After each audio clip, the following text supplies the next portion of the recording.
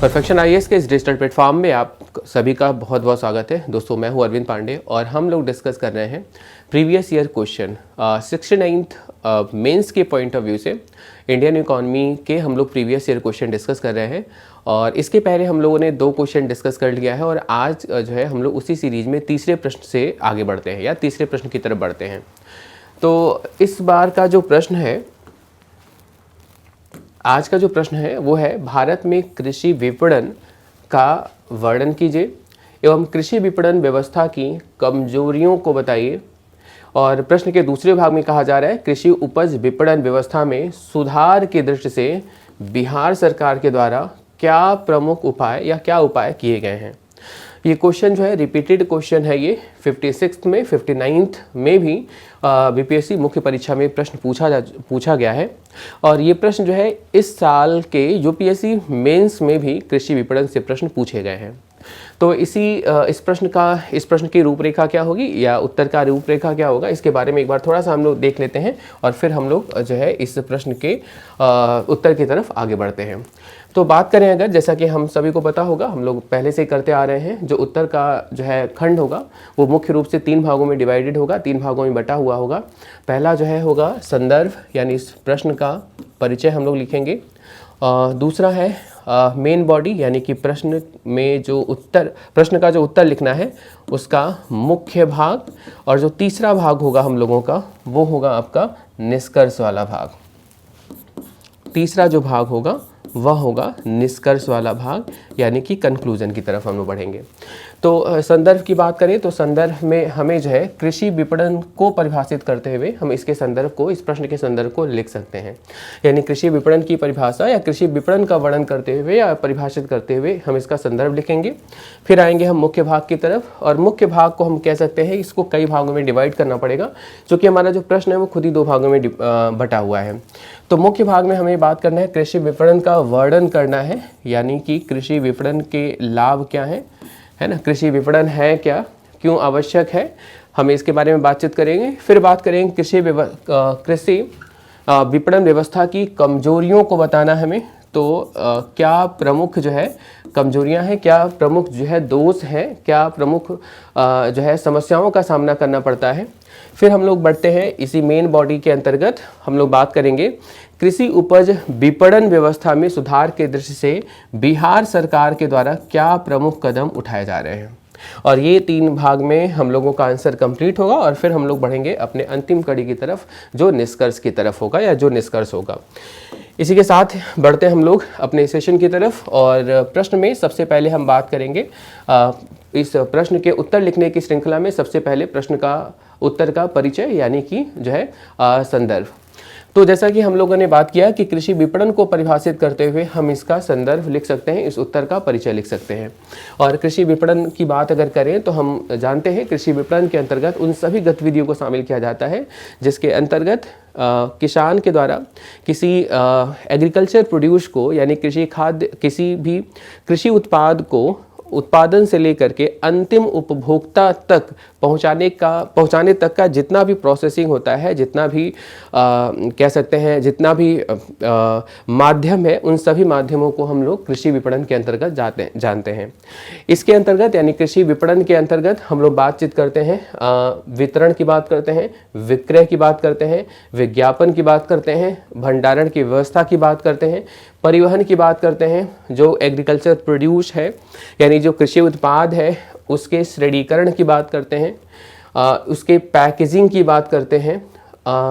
ये पूरा प्रोसेस जो है कृषि विपणन के अंतर्गत सम्मिलित होता है। यानी कृषि विपणन का मतलब मात्र जो है कृषि उत्पाद को सिर्फ बेचना नहीं होता है, बेचने तक की प्रक्रिया में शामिल जो है 1 से अधिक बिंदुओं पर बातचीत की जाती है। तो हम यहाँ पर कृषि विपणन को परिभाषित करते हुए इस उत्तर का या इस प्रश्न का हम संदर्भ लिख सकते हैं। आगे बढ़ेंगे, प्रश्न के मुख्य भाग की तरफ आएंगे। और कृषि विपणन को चूंकि वर्णन करने की बात हो रही है, तो हम लोगों ने कृषि विपणन क्या है ये बता दिया। और अब हम जानेंगे कृषि विपणन से लाभ क्या है। तो कृषि विपणन से जो लाभ है, सबसे पहला लाभ हम लोगों ने यहाँ पर हम लोग देख पा रहे हैं, किसानों को लाभकारी मूल्य उपलब्ध कराना। किसानों को लाभकारी मूल्य उपलब्ध कराने का उद्देश्य ये है कि एक अच्छी कृषि विपणन प्रणाली के अंतर्गत जो है एक बेहतर कृषि विपणन के अंतर्गत पारदर्शिता होती है, जिससे किसानों को उनकी फसलों का उचित मूल्य मिल पाता है। दूसरा, अगर हम बात करें तो उपभोक्ता को उचित मूल्य पर आवश्यक गुणवत्ता वाले वस्तुओं को उपलब्ध कराना, यानी कि एक तरफ किसानों का फायदा होता है, किसानों को लाभकारी मूल्य मिलता है अगर एक बेहतर विपणन प्रणाली को हम प्रयोग कर रहे हैं। एक पारदर्शी विपणन प्रणाली का एक कह सकते हैं ट्रांसपेरेंट मार्केटिंग सिस्टम का अगर हम प्रयोग कर रहे हैं तो एक तरफ किसानों का लाभ होगा तो दूसरी तरफ उपभोक्ता का भी फायदा होगा। क्योंकि विपणन जितना पारदर्शी होता है वह विपणन की लागत को कम करता है, और अगर विपणन की लागत को कम करता है तो उपभोक्ता को जो उसकी आवश्यक वस्तुएं हैं, उसके लिए जो आवश्यक वस्तुएं हैं वह उचित मूल्य पर उपभोक्ता तक पहुंच पाती हैं। तीसरा फायदा होता है किसानों की आय में वृद्धि होगी अगर विपणन व्यवस्था ठीक होगी।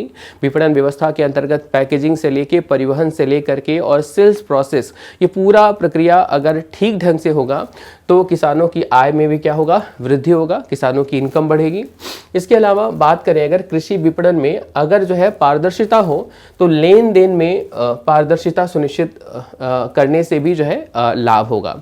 यानी कि अगर जो है कृषि विपणन के अंतर्गत जो है वस्तुओं को किसानों से क्रय करने से लेकर उपभोक्ता तक पहुंचाने तक की पूरी प्रक्रिया में अगर पारदर्शिता जो है पारदर्शिता सुनिश्चित हो तो इससे भी जो है किसानों को और अंतिम उपभोक्ता को क्या होगा, लाभ होगा।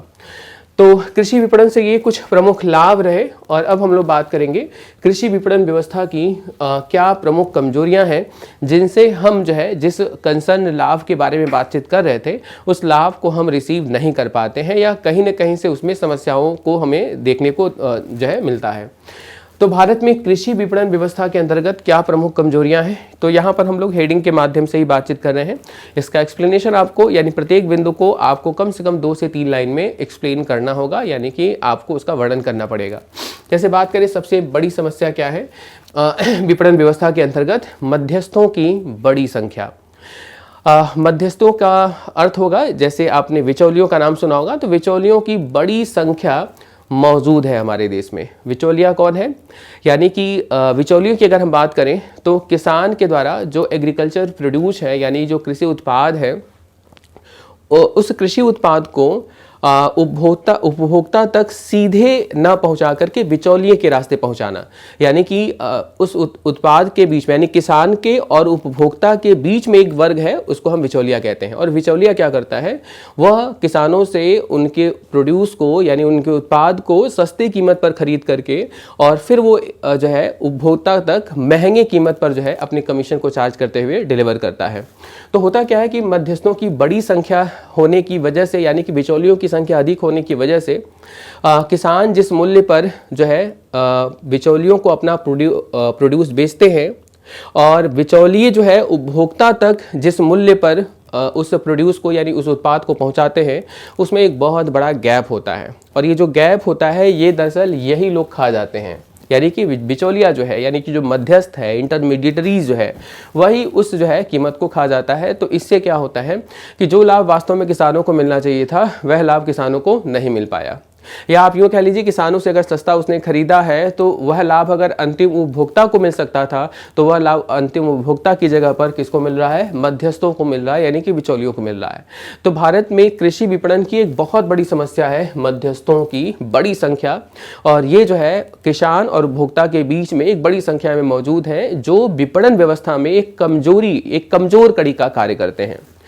दूसरा अगर हम बात करें, दूसरा इस व्यवस्था की प्रमुख कमजोरियों में बात करें तो कृषि मंडियों में भ्रष्टाचार। कहने को तो भ्रष्टाचार को खत्म करने के लिए मंडियों में सरकार के बहुत सारे प्रयास किए जा रहे हैं, लेकिन आज भी कृषि मंडियों में जो है सबसे ज़्यादा भ्रष्टाचार दिखता है ना। भोले भाले जो किसान होते हैं उनको कई बार कीमतों का ज्ञान नहीं होता है, कई बार उनसे जो है नाप तौल में उनके साथ धोखाधड़ी की जाती है, कई बार उनके उत्पादों को जो है उनका श्रेणीकरण बहुत कम कर दिया जाता है जिससे उनको अपने उत्पाद का अच्छा दाम नहीं मिलता है ना। कई बार क्या होते हैं, ये जो बिचौलिए होते हैं वो होलसेलर से या जो अड़तिया होता है उनसे सीधे संपर्क में होते हैं और वो किसानों को फंसा करके उनके उत्पाद को डायरेक्ट जो है वो बेचवाने का काम करते हैं कमीशन के आधार पर। तो इस तरह के बहुत सारे भ्रष्टाचार आपको कृषि मंडियों में देख सकते हैं जो कृषि विपणन व्यवस्था की एक बड़ी कमजोरी के रूप में देखी जा सकती है। तीसरा जो पॉइंट है हम कह सकते हैं कृषि विपणन व्यवस्था के अंतर्गत तीसरी बड़ी कमजोरी ये है कि भारत में लगभग 86% जो किसान हैं वो सीमांत किसान हैं, यानी कि मार्जिनल फार्मर हैं। वहीं पर अगर यही संख्या बिहार में देखा जाए तो बिहार में 91 to 93 ऑलमोस्ट 93% जो किसान है वो सीमांत किसान है। हम सब जानते हैं सीमांत किसान वे किसान हैं जिन किसानों के पास जो है 1 हेक्टेयर से भी कम जो है लैंड होल्डिंग है। तो दरअसल जो 86% सीमांत किसान हैं ये विपणन के लिए या बेचने योग्य उत्पाद का या फसल का उत्पादन नहीं कर पाते हैं। ये केवल उपभोग तक ही सीमित होते हैं, यानी इनका पर्पज ये नहीं होता है कि हम इतना ज़्यादा उत्पादन करें जिससे वह बिक्री करके अपनी आय को सुनिश्चित कर पाएँ या एक लाभ को सुनिश्चित कर पाएँ। यह केवल जीवन निर्वाह ही कृषि कर पाते हैं और ये जीवन निर्वाह कृषि करने की वजह से आप देख सकते हैं कि ये जो है कृषि विपणन की एक कह सकते हैं प्रमुख कमजोरी है। यानी विपणन व्यवस्था में तो वही किसान जाएगा जो है सरप्लस प्रोडक्शन कर रहा होगा, जो खुद ही अपने उपभोग के लिए भी जो है उत्पादन नहीं कर पा रहा है, उसको विपणन व्यवस्था का लाभ कैसे मिल पाएगा, वो मंडियों तक कैसे पहुंच पाएगा, वो अपनी आय को कैसे बढ़ा पाएगा। तो ये कृषि विपणन व्यवस्था की भी एक बड़ी समस्या है। इसके अलावा बात करेंगे तो भंडारण अवसंरचना का अभाव। भंडारण अवसंरचना की अभाव की बात करें तो आज़ादी के बाद से भंडारण अवसंरचना में बेहतर सुधार की प्रयास है, लगातार बातचीत होती रही है। लेकिन आज भी जब भी कृषि विपणन की व्यवस्था या कमजोरी की बात की जाती है तो भंडारण अवसंरचना यानी गोडाउन्स, कोल्ड स्टोरेज, इनकी कमी की बात हमेशा की जाती है। और दरअसल भंडारण अवसंरचना के अभाव के कारण आज भी हमारे देश के किसान जिन वस्तुओं का उत्पादन करते हैं वो लगभग 10 से 20% ऐसे जो है भाग हैं उनके कुल उत्पादन में जो खराब हो जाते हैं, जिनको चूहे खा गए या वो पानी से खराब हो गए वो, या उनमें जो है कुछ जो है कीड़े लग गए। तो इस प्रकार से लगभग 10 से 20% उत्पाद तो खराब हो जाते हैं सिर्फ इसलिए क्योंकि उनकी भंडारण की व्यवस्था किसानों के पास ठीक नहीं है या उनको जो है वो स्टोर ठीक से नहीं कर पाते हैं। चूंकि जो है स्टोर ना करने की वजह से उनकी आय में भी जो है आय पर भी फर्क पड़ता है, यानी कि जो लाभ जो है बेच करके उन उत्पादों को मिल सकता है वह अनाज के खराब हो जाने की स्थिति में वह नुकसान के रूप में जो है वह देखने को मिलता है। तो ये कृषि विपणन की व्यवस्था में ये प्रमुख कमजोरियों के बारे में हम लोगों ने बातचीत किया और अब हम बढ़ते हैं कुछ अन्य जो है कमजोरियों की तरफ। और इसमें क्या है, अगला जो भाग है वो अल्पविकसित परिवहन व्यवस्था। हालांकि परिवहन व्यवस्था में भी गत वर्षों में काफ़ी सुधार देखने को मिला है, लेकिन आज भी ग्रामीण अंचल की बात करें तो आज भी किसान चूँकि वो सीमांत किसान हैं, उनके पास बहुत ज़्यादा प्रोड्यूस नहीं है, बहुत ज़्यादा उत्पादन की मात्रा नहीं है। तो कई बार उनके लिए एक बहुत बड़ी समस्या ये होती है कि अपने उत्पादन को वो मंडी तक या नज़दीकी हाट तक ले जाने से भी वो डरते हैं कई बार। और इसका रीज़न है कि परिवहन व्यवस्था इतनी दुरुस्त नहीं है, परिवहन की लागत जो है उनको डराती है और ये परिवहन की लागत अपने गांव में ही अपने अनाज को, अपनी सब्जियों को उनको बेचने के लिए मजबूर करती है। तो ये अल्प विकसित परिवहन व्यवस्था होने की वजह से भी जो है कई बार जो है ये जो है कृषि विपणन के अंतर्गत एक कमजोरी के रूप में देखा जाता है।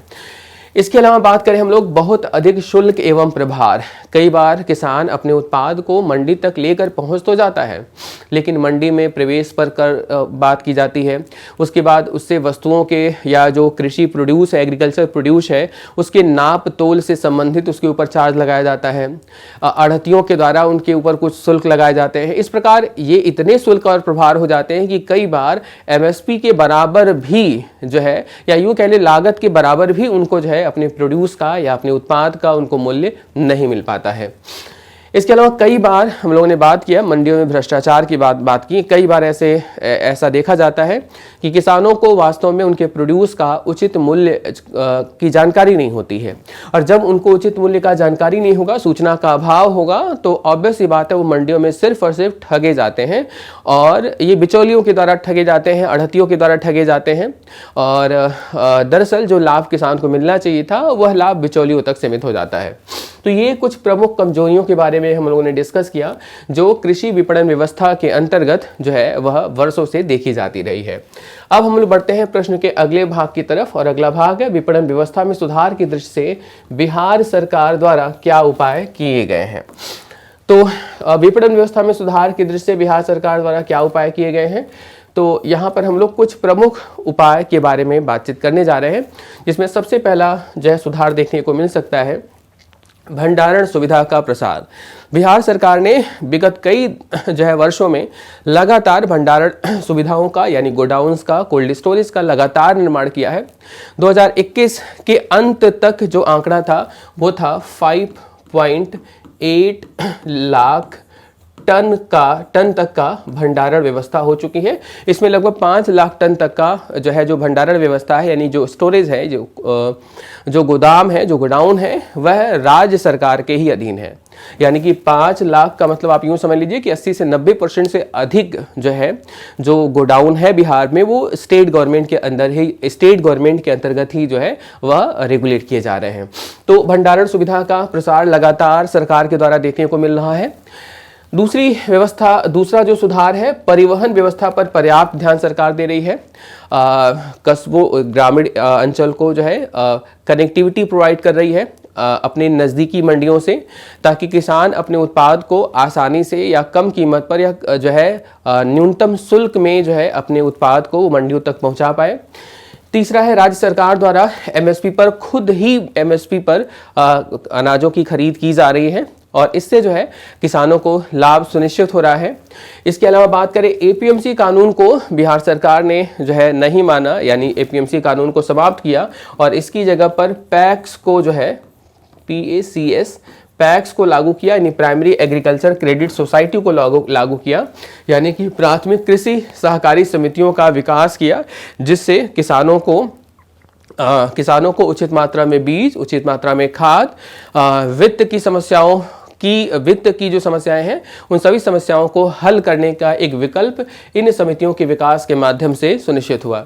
इसके अलावा बात करें, सरकार द्वारा कई सारे जागरूकता कार्यक्रम भी चलाए जा रहे हैं जिनसे किसान जागरूक हो रहे हैं और इन जागरूकता का लाभ ये मिल रहा है कि किसानों के द्वारा जो उत्पादन का स्तर है, जो कृषि उत्पाद है, उनके प्रोडक्शन में लगातार वृद्धि देखने को मिल रही है। इसके अलावा बात करें, सरकार द्वारा मानक बाट और नाप तौल की अनिवार्यता को बिहार में अनिवार्य कर दिया गया है, यानी कि जब आप मंडियों में जाएंगे तो आपको जो है मैक्सिमम जगहों पर ऐसा दिख जाएगा कि वह जो है जो परंपरागत माप तौल या बाट सिस्टम था उसका प्रयोग ना करके इलेक्ट्रॉनिक जो है मानक बाट का प्रयोग अब किया जाता हुआ दिखाई देगा। इसके अलावा बात करें तो किसानों को बाजार से संबंधित सूचनाओं को उपलब्ध कराने के भी उद्देश्य में राज्य सरकार सफल रही है। और बिहार सरकार की बात करें तो बिहार सरकार का जो कृषि मंत्रालय है उसने हाल ही में बिहान एप्लीकेशन को भी प्रारंभ किया, जो किसानों को मौसम संबंधी जानकारी से लेकर के और विभिन्न कृषि उत्पादों की कीमतों को भी जो है यह मुहैया कराने का काम या इंफॉर्मेशन देने का कार्य करता है। तो यहाँ पर बात करें कृषि उपज विपणन में सुधार के दृष्टि से बिहार सरकार द्वारा ये कुछ प्रमुख उपाय जो है जो बिहार में कृषि विपणन की व्यवस्था को मजबूत बनाने के उद्देश्य से सरकार के द्वारा जो प्रयास किए जा रहे हैं उन प्रयासों के बारे में हम लोगों ने बातचीत किया और ये प्रश्न के मुख्य भाग का अंतिम खंड था। और अब हम लोग बढ़ते हैं इस प्रश्न के समापन की तरफ, और समापन की तरफ हम बढ़ेंगे तो हम निष्कर्ष की तरफ आते हैं। और निष्कर्ष की तरफ आएंगे तो देखेंगे हम लोगों ने जस्ट इसके पहले सरकार द्वारा प्रयासों के बारे में बातचीत किया, तो हम देख सकते हैं उपयुक्त प्रयासों से स्पष्ट है कि विपणन व्यवस्था में सुधार के लिए सरकार के द्वारा अनेक ठोस कदम उठाए जा रहे हैं। लेकिन इसके बावजूद भी एक सर्वे में ऐसा देखा गया कि 90% से अधिक किसान इन सरकारी सुविधाओं से वंचित है या विपणन व्यवस्था में जो सुधार है उन सुधारों से वो काफ़ी दूर है। इसके अलावा सरकार को इसे और अधिक प्रभावी बनाने के लिए कई सारे ठोस कदम उठाने की सरकार को आवश्यकता है ताकि विपणन सुविधाओं का लाभ किसानों को और राज्य के अंतिम नागरिक को यानी उपभोक्ता को मिल सके। तो ये रहा इस प्रश्न का कंक्लूजन। इस प्रश्न को हम लोगों ने डिस्कस किया। कृषि विपणन का वर्णन कीजिए, यानी कृषि, इस प्रश्न को 3 भाग में डिवाइड किया। पहला भूमिका, तीसरा अंतिम भाग कंक्लूजन और मुख्य भाग जो था वह मुख्य उत्तर का स्वरूप था वो। तो भूमिका हो गया। इसके बाद हम लोगों ने कृषि विपणन का लाभ बात किया, कृषि विपणन व्यवस्था के अंतर्गत कमजोरियों के बारे में बात करी। फिर हम लोगों ने बात किया कृषि विपणन व्यवस्था में सुधार के दृष्टि से सरकार द्वारा क्या प्रयास किए गए हैं। और इसके बाद हम लोगों ने अंतिम जो भाग था वो कंक्लूजन की तरफ था। तो ये जो है आज तीसरा प्रश्न था जिनके बारे में हम लोगों ने कंप्लीट डिस्कशन किया। और अगली प्रश्न श्रृंखला में हम लोग फिर मिलेंगे एक नए जो है प्रश्न के साथ। आप सभी का बहुत बहुत धन्यवाद।